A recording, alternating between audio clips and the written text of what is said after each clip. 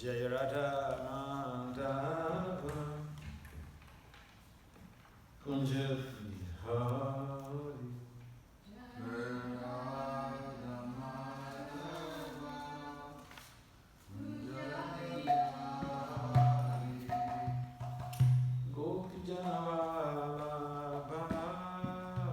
Vihari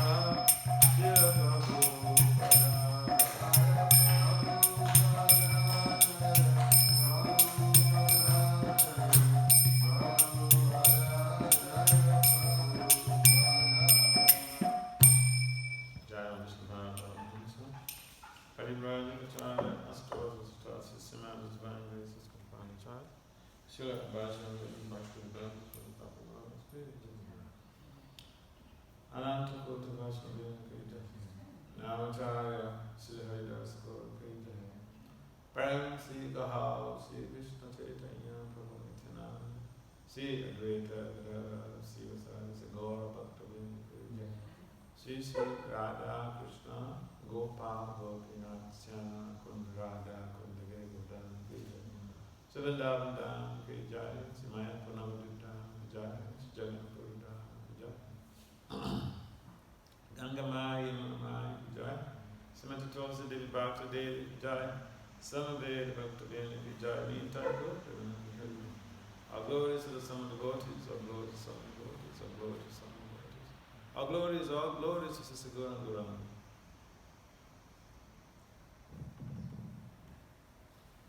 Om Namo Bhagavate Vasudevaya.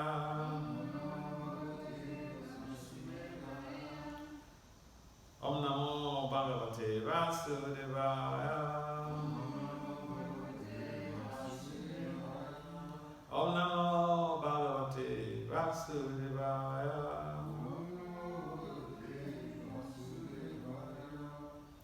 Narayanam Namaskritya Naram Chaiva Narottam Devim Saraswati Vyasa Tato Jayamudire Nastakaye Svabhadresu Nityam Bhagavata Sevaya Bhagavati Uttama Sloke Bhakti Bhavaitina Isiki. So Srimad Bhagavatam, Canto 11, chapter 23, text 42. Title of the chapter is The Son of the Avanti Brahma.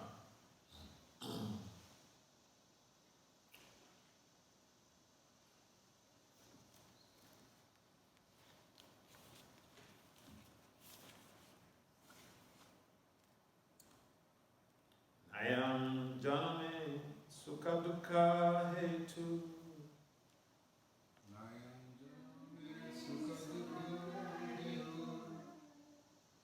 Nadeva Tatma Grahakama Kalaha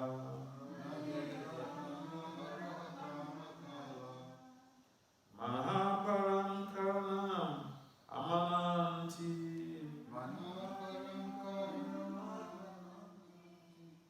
Samsara Chakram Parivata Yed Ya.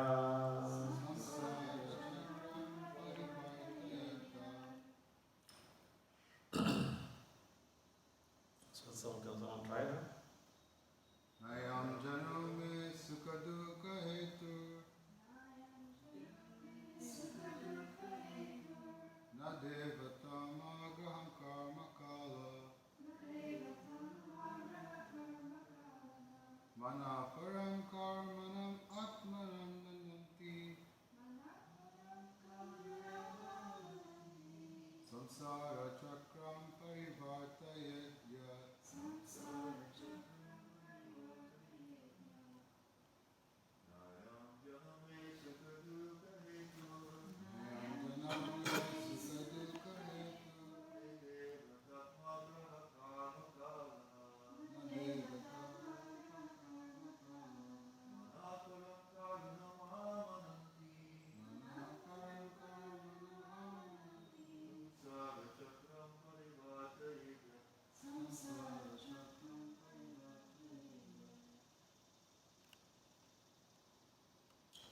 Anyone else want this?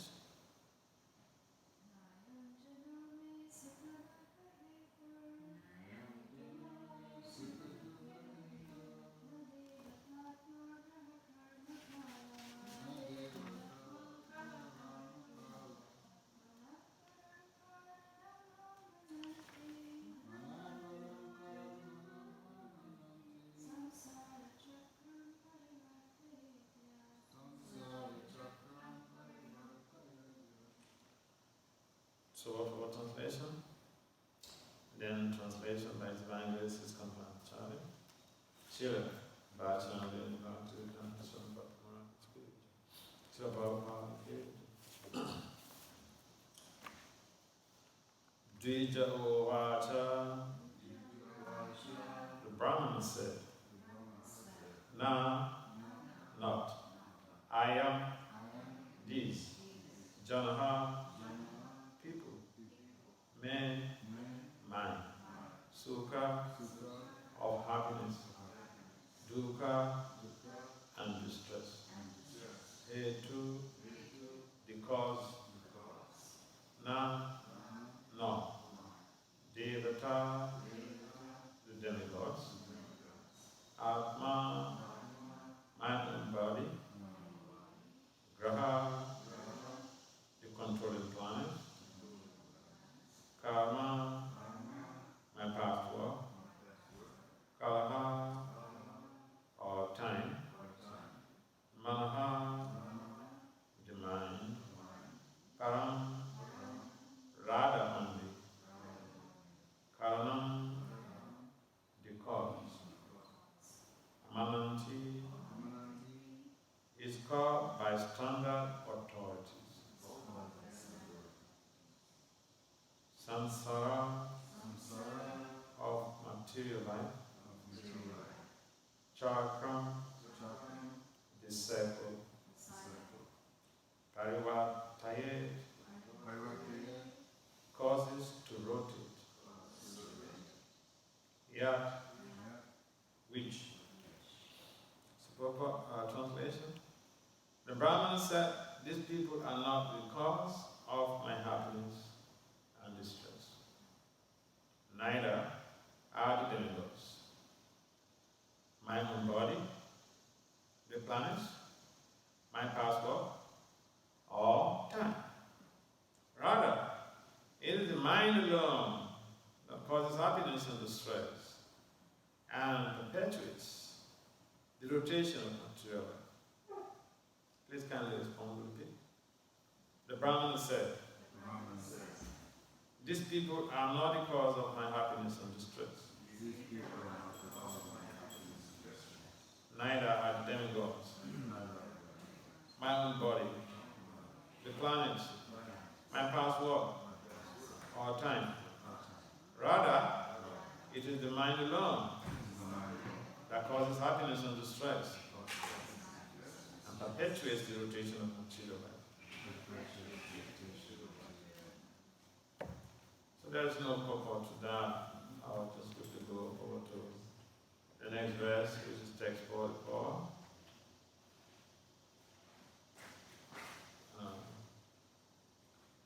Manogunam vai sijjate bhavyas tatascha kamani vilakshanan suklani krishnani atalo hitani tibya savanaha satvayo bhavanti. Translation: the powerful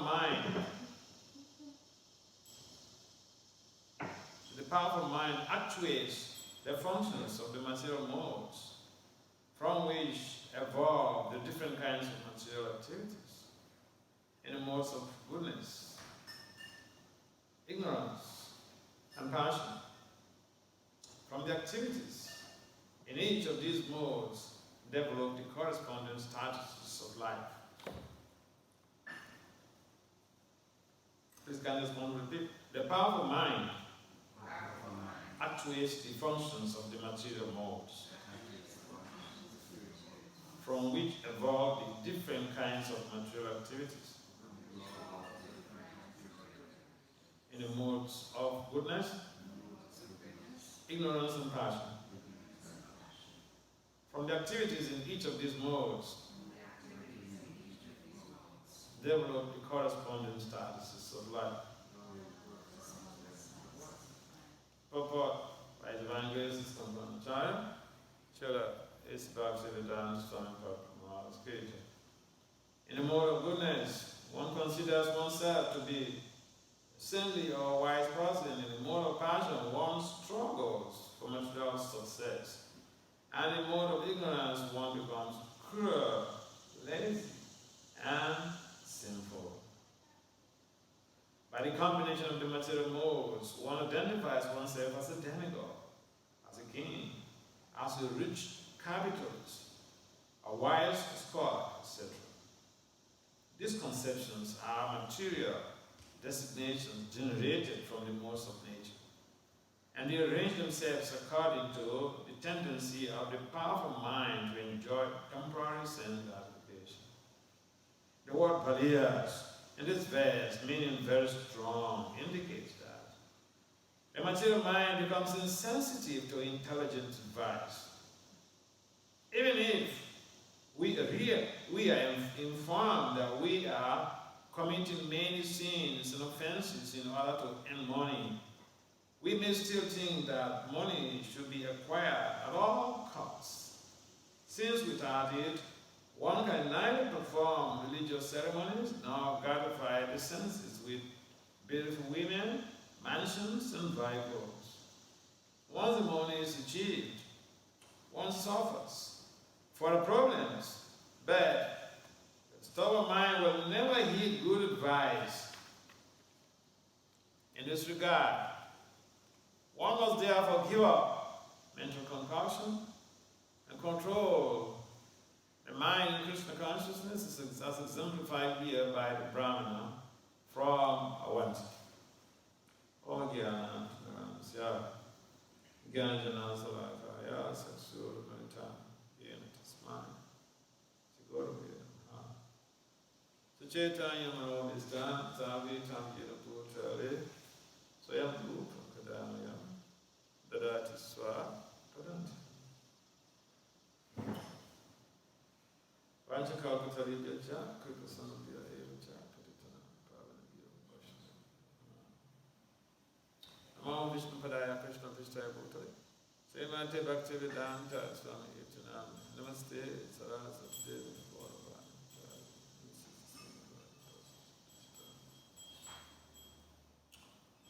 Jaya Sri Krishna Chaitanya Prabhu Nityananda Sri Advaita Gadadhara Sri Saraswati Gauravani. Hare Krishna, Hare Krishna, Krishna Krishna, Hare Hare. Hare Rama, Hare Rama, Rama Rama, Hare Hare.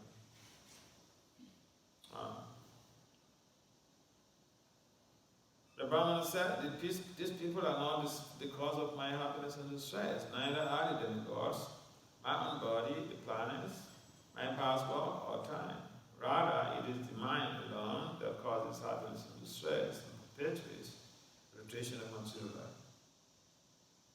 Text 44, the powerful mind actuates functions of material modes, from which evolve the different kinds of material activities in the modes of goodness, passion, ignorance, and passion. From the activities in each of these modes develop the corresponding status of life. So it's interesting here in Washington, you see that the President of the United States, Portus, this is his city of sight or city of residence, and this is also the city, the hub of global power. And what is this global power all about? It's just an interplay of the different permutations of the modes of ignorance, passion, and goodness. That is all about global power. Because even the person you vote into power, who gives you all type of promises here and there, I'm going to do this for you, I'm going to do this for your community. When they get into power, they're overwhelmed by the modes of passion and ignorance. And you have all the good intentions. By association with people who are overwhelmed by the mode of passion and ignorance, one easily blends. It's like an alignment, or a subscription, or a resonance. So we find that the mind is like a chameleon. You know a chameleon? Yeah. Chameleon easily blends to any environment you put it. The color easily blends. That is exactly the nature of the mind. So we may have all the good intentions. What will predict future of an individual basically is the type of association he keeps. Otherwise, your good intention is not enough. Because the mind does not even subscribe to intelligent advice. The mind is like a stubborn child. He said, hey, darling, sit down there. That's time Dolly gets up. Yes, ma'am. She gets up. When you tell her something, she does completely the opposite.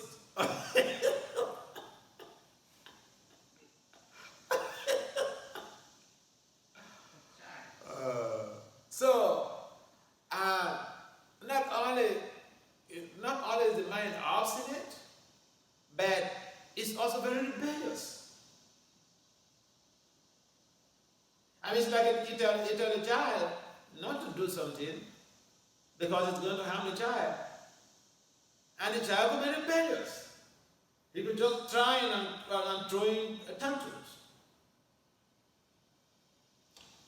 So, we find that this is a very entity, in quote, that is our closest associate. The mind lives always within, right within his body. He's the closest folk. He's our closest folk.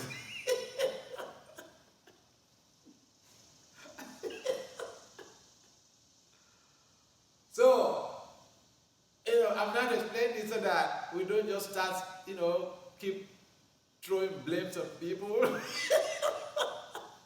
when you get into trouble. It's not their fault. That is the rationality being given here by the Bhakti Brahmana. He said, no. It's not even my karma. It's not the planets.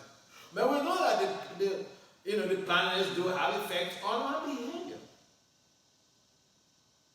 But those things that is mentioned here, it's not this, it's not that, they are not as powerful as the mind. Yeah, I mean, like we have, say, factors affecting growth. Then we have, we have factors affecting learning. But then we may also have major factors affecting learning. So that the dominant factors that, create an obstacle to learning is what becomes, predominant.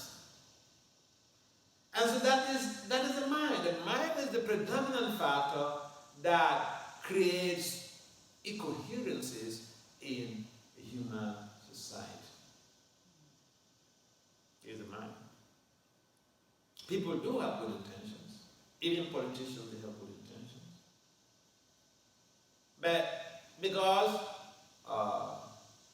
they lack that self, the control of the self here means the mind. They lack the control of the self. And I think I mentioned it last time that this is not something just about the Vaishnava philosophy, but even in criminology, the very general theory of crime stipulates that all crimes and antisocial behavior are due to lack of proper self-control. So they're just confirming the Sanskrit injunctions.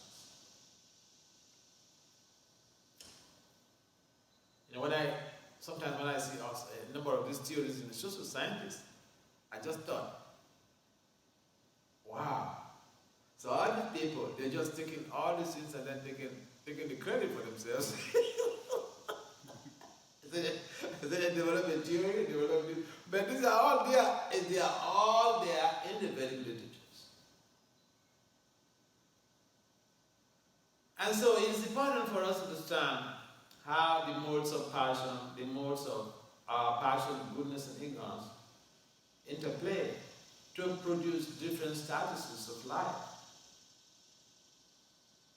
And what does that mean? It simply means, if you take it mathematically, it means that the three modes of material nature, they are permutating. There's a concept called permutation. It's a very difficult concept in mathematics. So when these three modes of nature are permutating, they create different type of statuses in life. Someone will be a very good guy,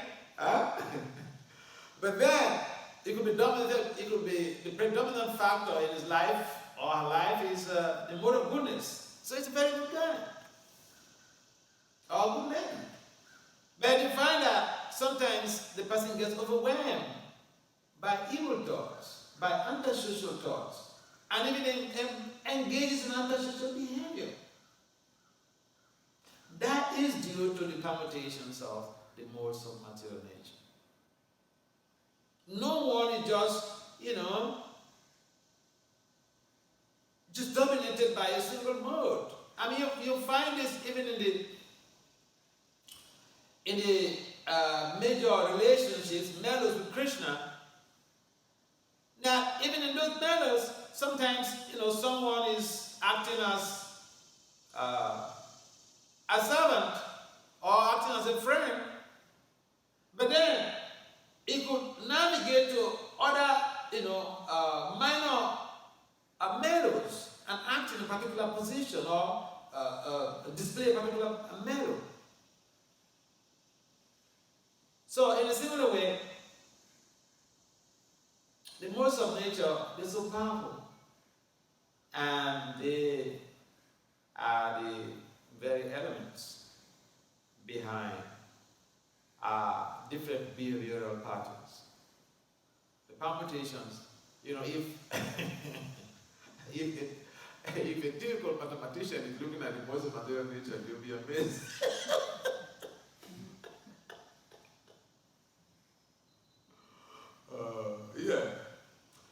And therefore, we have a lot. The Vedic literature is replete with a vast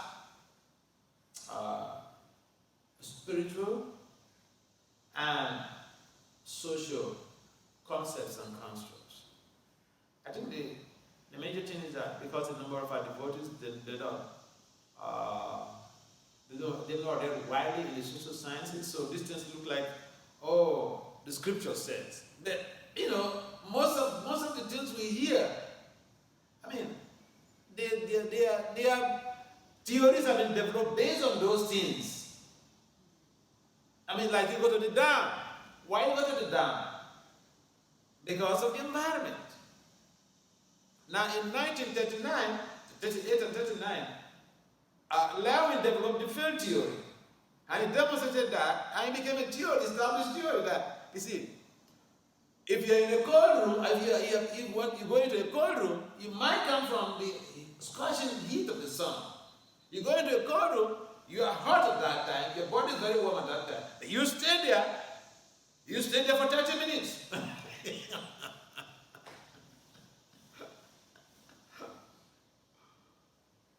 So it's based on this type of environmental changes, environmental factors, and these factors they impact on our behavior. You believe it or not? They impact on our behavior. Why did the acharyas have to say we should not associate with non-devotees? Yeah. I would say what? To hell with acharyas' instruction, I will associate with anybody, any damn body or anybody. Okay, you're free to do that, but you cannot dissociate yourself from the effect of that association. You're free to associate anyhow you like, but the effect of that association, you cannot, dissociate yourself from it. I mean, it's like you're free to go and commit any crime. But then when you get apprehended, you can't tell the judge, I'm guilty with reason. What is it? I didn't know about it. Okay, we put you in jail, then, you know about it.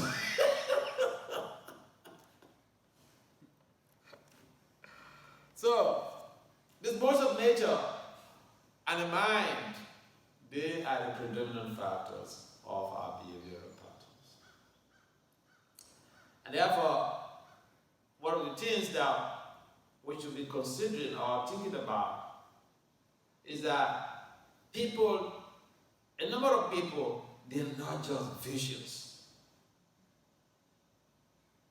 They are affected by environmental forces. A number of people are not just evil, they are affected by the different permutations of material nature. And you see, the so-called big guys out there, they don't even know this metaphysical or the psychology of being, the psychology of the modes of nature. They don't understand.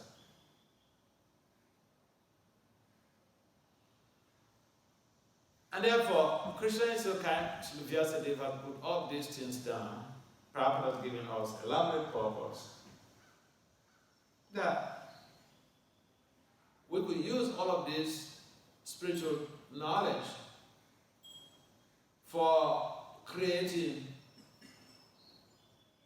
or transforming our own lives and helping to recreate the future of human society. And so, this text basically, these two texts, they're all about, and the very word he used here, it's like a synonym of activate. The powerful mind actuates the functions. I mean, the man, it's like you have a cell phone, or you got a credit card. You have to activate it.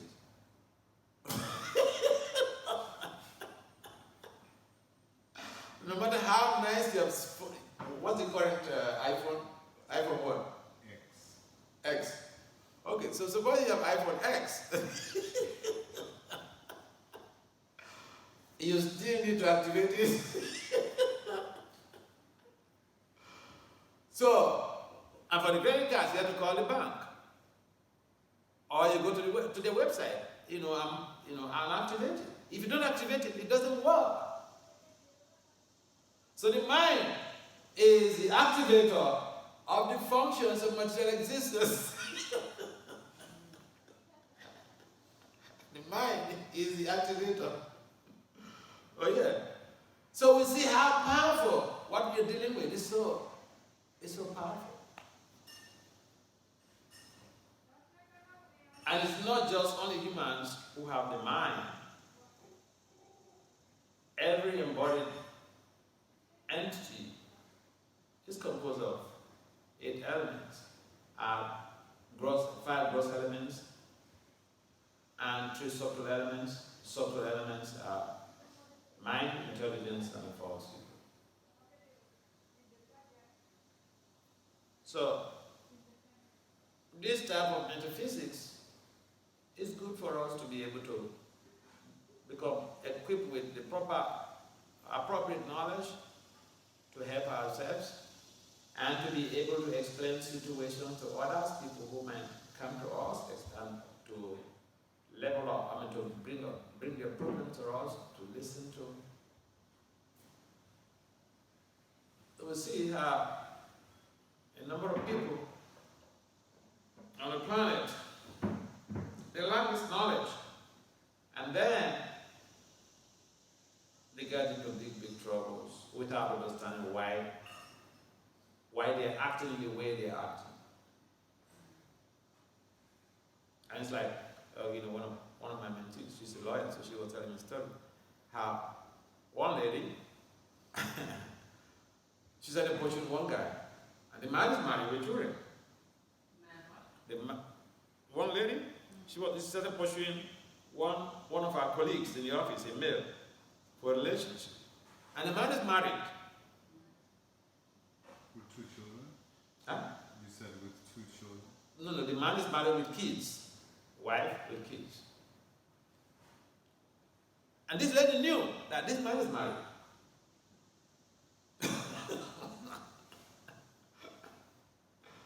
So she pursued him and lured him into a relationship. There was pregnancy. there was a big problem in the monsoon. So I think eventually it resulted to like a litigation. And so this my mentee, she asked, because she's the one she's the one handling the case. She was asking her that, you know, this man is married. Why did you run pursue him?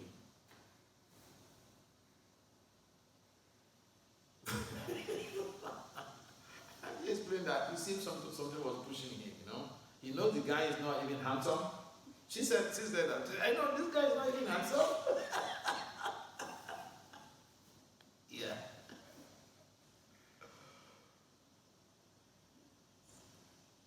But then, you know, there's already big trouble.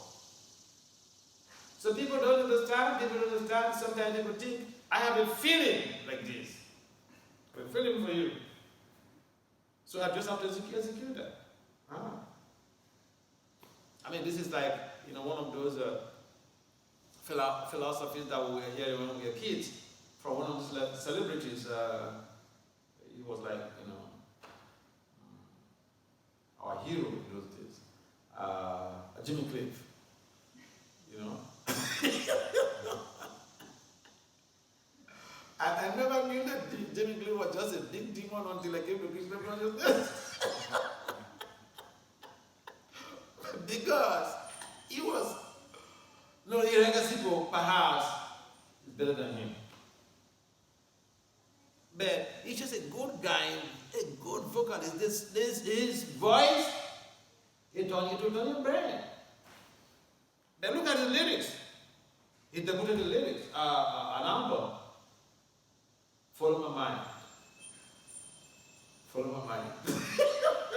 And in the lyrics, what he was literally saying, advocating was that whatever your mind tells you, go for it. Just follow your mind. And you'll be alright. You'll be fine. You'll be happy. It's the opposite, is it? It's the opposite, completely the opposite.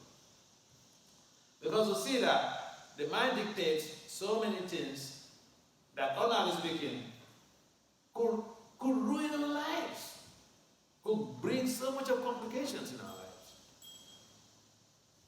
So here, someone says, whatever your mind tells you, you have to follow it. Your mind is your guru. Your mind is your guru. You have to follow it. This is the type of exposure that we had as kids. I thank Krishna. That was a real dangerous exposure. So, here we are hearing all of the insidious activities that will be triggered by the mind. And if we understand that deeply, then we should be trying to harm ourselves with some preventive measures. And so, proper kindly, you see, the Vedic literature, they don't present only the problems. So this is the problem, okay? This is the problem, that the mind and the modes of nature, they create troubles for us. So it's a problem. So one could just present a problem. What is the solution you're professing? In other words, the Vedic literature is not just a pessimistic view of the world. In the same Vedic literatures, there are solutions profiled to the challenges that we face in this world. Although we may want to interpret even Prabhupada's purpose to suit our purposes, but this is just it does not require an interpretation. It's just straight away. It's just straight talk, straightforward talk. You know, sometimes I write some of my stuff, and my reviewers, you know, the professor, I remember he said, she said, can you say it in a straightforward way?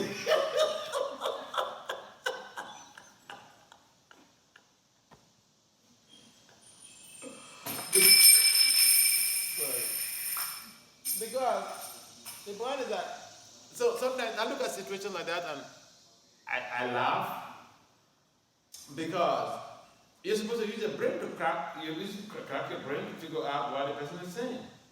And if you're superior to him in terms of intellectuality, you should figure out what he's saying. So, my point is, there are no confusions like that in the Vedic tradition. Why? Even the statements that we are presented by Vyasadeva, Prabhupada has given some purport, some explanations. Of course, some few verses, there are no purport. But again, the majority of the verses, Prabhupada has given us, an elucidation or explanation about what the purport or what is the verse implies. And then we have all of that to be able to digest and ponder and to utilize those tools in recreating our future. And so, it's important that we understand how the mind works and how the modes of material nature. In fact, in the Gita, Lord Krishna devote a lot of time in giving, some ideas about the mind. And in fact, in the Gita, Lord Krishna mentions that the mind could even be our worst enemy. How? If we're not able to regulate the mind. The mind will be our best friend if we're able to regulate the mind. He'll become like, a devotee who will be begging for service. But other than that, it's so difficult to live in this world, man. It's so dangerous. The world is like a forest where we have, dangerous animals, lions and tigers. The mind is like lions and tigers. It's there to devour us by presenting different ideas that will really swab us from the path of the attainment of Krishna consciousness.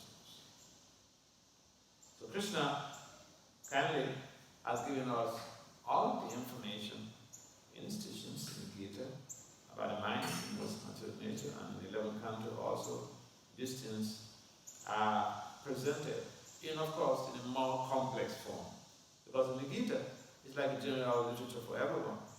And then in the Bhagavatam, especially in the 11th Canto, the same instructions that they are in a more advanced format. But then the basic principles are the same.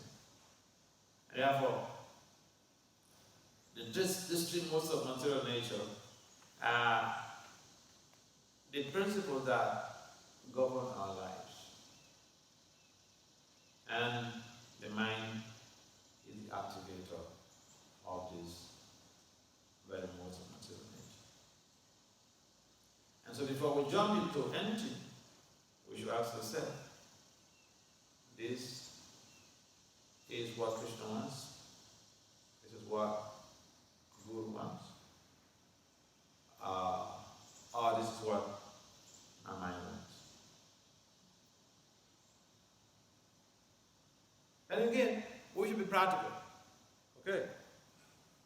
For instance, if you find someone, you're like, some years, I don't want to mention the person, but some of my friends, they're couples.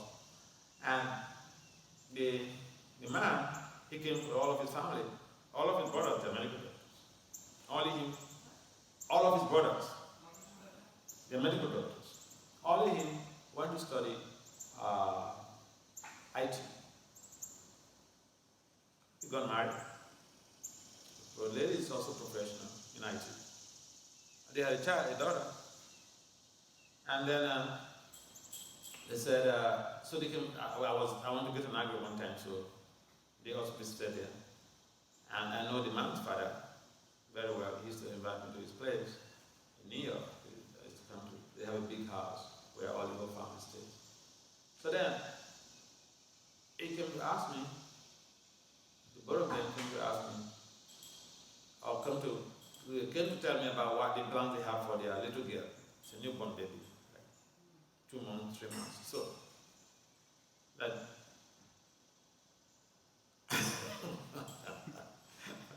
I'm talking about misinterpretation of the scriptures. And so they said that they're graduates. They're not medical doctors. The man is not a medical doctor. He came from medical doctor's family. He's a professional, he's a graduate. Now here's the child. Krishna gave him a child. And his plan is not to school the girl, to make the girl a cowherd girl in America.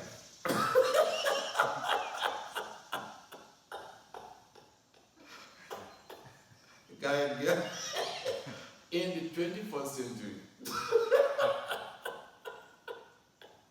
I was so annoyed. I was so annoyed with him and his wife. But I just arranged myself to speak to them in a very calm way. The Danda should speak to them. I said, your father is a PhD. He's a very astute devotee. All of his brothers are medical doctors. They are very baka devotees. They are most serviceable devotees in their communities. And you, Krishna gave you a child, and you want to deprive the child from having a reputable spouse. Because if your girl doesn't even go to school, who's going to marry her? I mean, it's like in India, one of my friends, he's a medical doctor, he takes care of me. So I went there, and then the wife came to me one day, and then she said, the Prabhupada said, the schools are slaughterhouse. So I'm thinking that, my daughter, we shouldn't send her to college. I said, yes, it's good for you. That's a good understanding of the scriptures. But I said, if you didn't go to college, would this medical doctor come and marry you?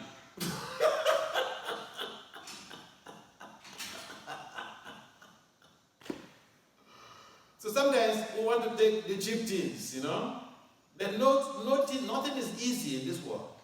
We have to look at it from different perspectives and take what we see, hook, line, and sinker. As soon as we want to embark on selective hearing, this what Prabhupada said here is conducive for me.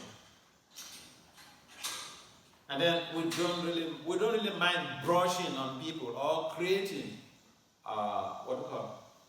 we don't mind embarking on activities that are not going to be sustainable. Sustainable in this sense, sustainability in this regard means we embark on activities that is not going to affect on anyone's spiritual or material happiness, even for the next generations.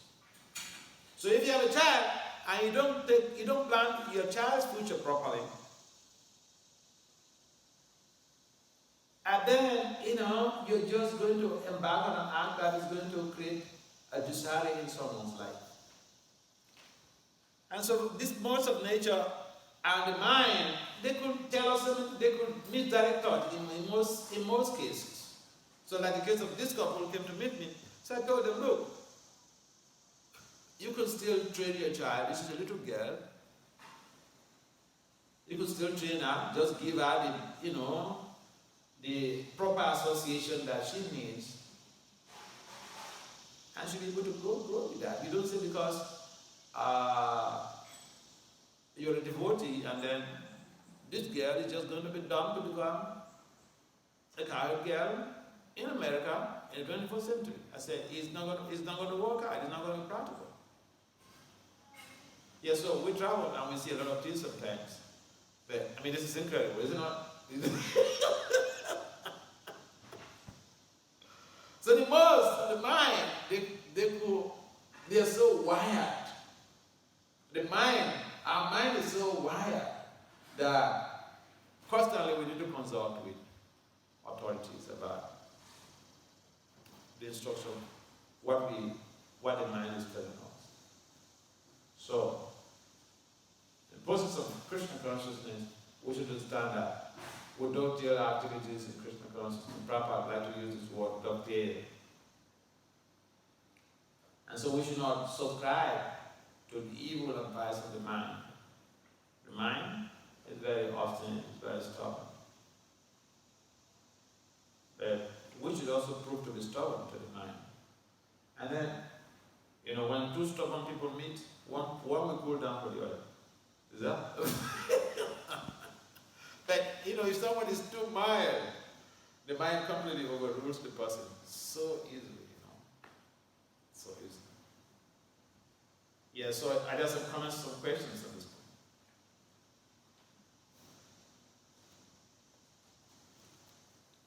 Yes, Gustav, you have some questions? Feel free to ask a question.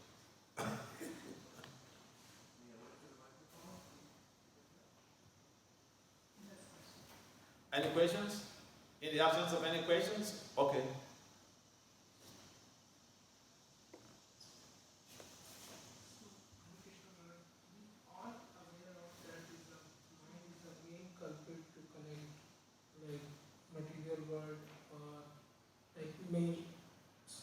Is connect to God, but still we all confused in that. It's confused us when we are in Krishna consciousness practice also. Yeah, that's what Krishna mentions in the Gita, that the mind is very tough to deal with.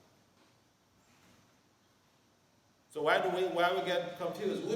Listen, we have been aligned with the mind for billions of lifetimes. And just of a sudden, you want to dissociate from taking advice from the mind. That's not so easy.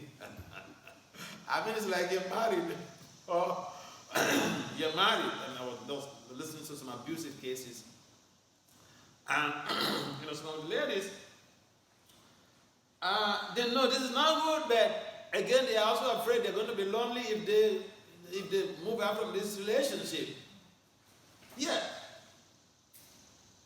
So we also think like that. What is going to happen? I don't know. Let me just follow the instructions of the mind. Then we get abused by the mind. No one wants to be abused, but we get abused by the mind all the time.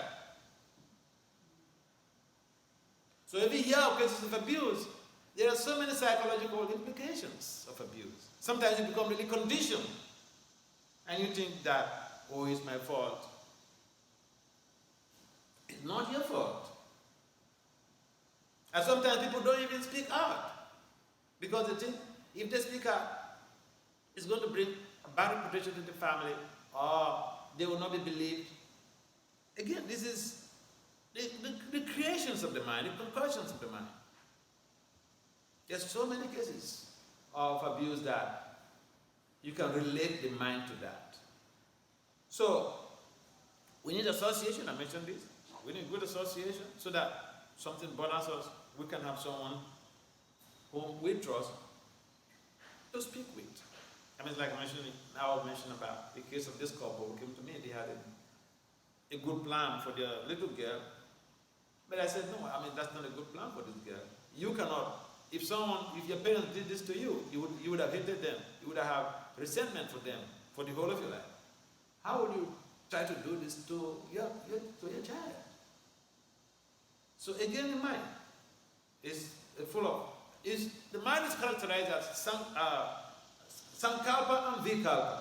Accepting one thing now, accept the Bhagavatam now, this is my life also. The next time, the very next moment, the mind rejects it. No. No way. So, this is a problem. I beg, don't worry. it is a general problem. In research, we have what is called a general problem and a specific problem. When it's a general problem, you don't have to worry so much. It's not only you, but you do have to struggle to become extricated from that problem. And that is why Prabhupada has provided us with these basic tools in Krishna consciousness, which we chant every day, 16 rounds. 16 rounds is just a minimum. 16 rounds is just a minimum. You chant 16 rounds doesn't mean that you will not have problems. It's a minimum. This is the baseline. It's like a passman. Now it's up to the individual based on their problems, based on their challenges, to create either they have a stretch goal. Now, the normal goal for the traditional devotee, 16 rounds. Now, our phases are not the same. Our priority also varies. Our priority sequence also varies. And therefore, we have to look at what are the challenges we have, whether we need to embark more in devotional service. We need to give more time to Krishna. We need to do more sadhana to be able to expedite our extrication from this very challenge. Because every challenge that we face, Krishna can unwind. But we are too busy. We don't have the time. We have so many rationalizations to present why we don't have the time to give, 2 hours to Krishna.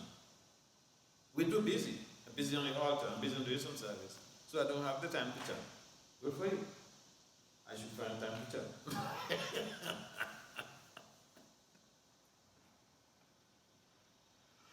Therefore, we have to understand that the issue is very simple. It might be very big, but the solution is very simple. Follow what Prabhupada has given to us. And gradually, it's not going to happen overnight.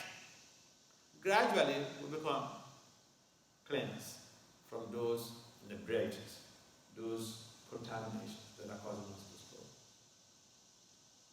struggle. And sometimes we get frustrated because we think, I've been in the movement for 10 years, 20 years, 40 years. Why is this mind still bothering me? It doesn't work like that. Because even Lord Brahma and Lord Shiva, they got bothered by the mind. Oh yeah. So if you look at it from a broader perspective, then we will not feel so much frustrated. When we have a problem, it's not that we're going to take some intoxication, we'll go to sleep and forget about the problem. When you wake up from a sleep, the problem is still there. The best thing is to strategize on how to address that problem. And the major strategy that Prabhupada has given to us is the process of sadhana. Gradually, we will overcome the negative influence of the mind. Does it make some meaning to you? Does it help to address your question? All right. Any other comments? Okay. Yeah, Maharaj says.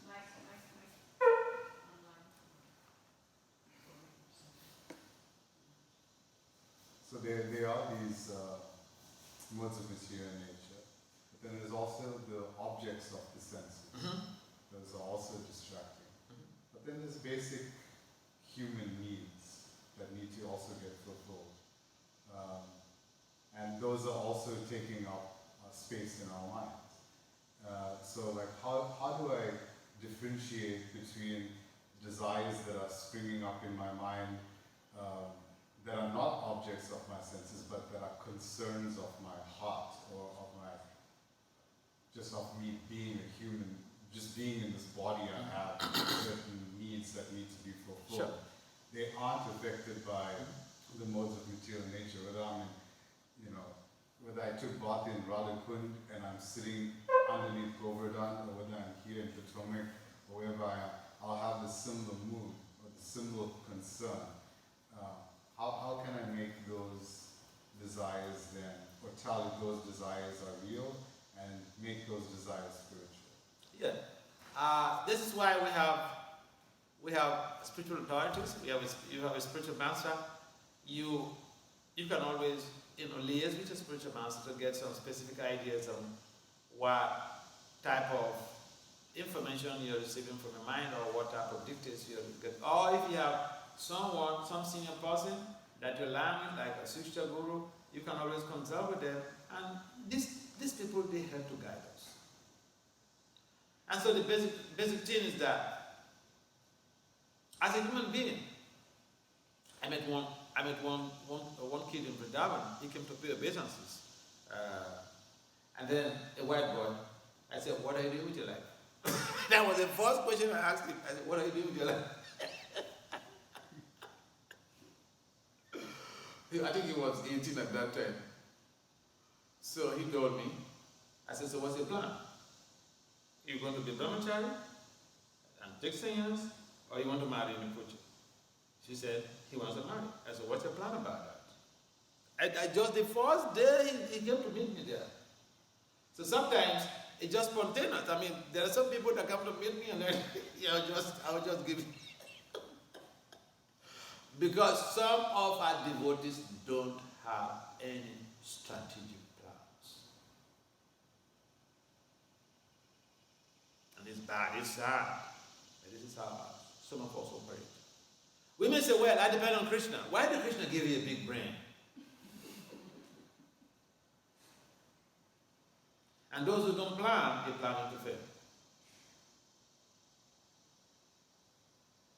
So, yeah, I mean that, you see, one of our problems is that we tend to shy away from integration because the Upanishad says we have to work on two rails, one on nations and one on science. It means Krishna consciousness and professional development. I mean, typical case is the case of Bhakti Vasudeva Swami. But we tend to shy away from some of those basic fundamental principles that will channel our energies and our life in a proper direction to be able to help to recreate a better future for the world.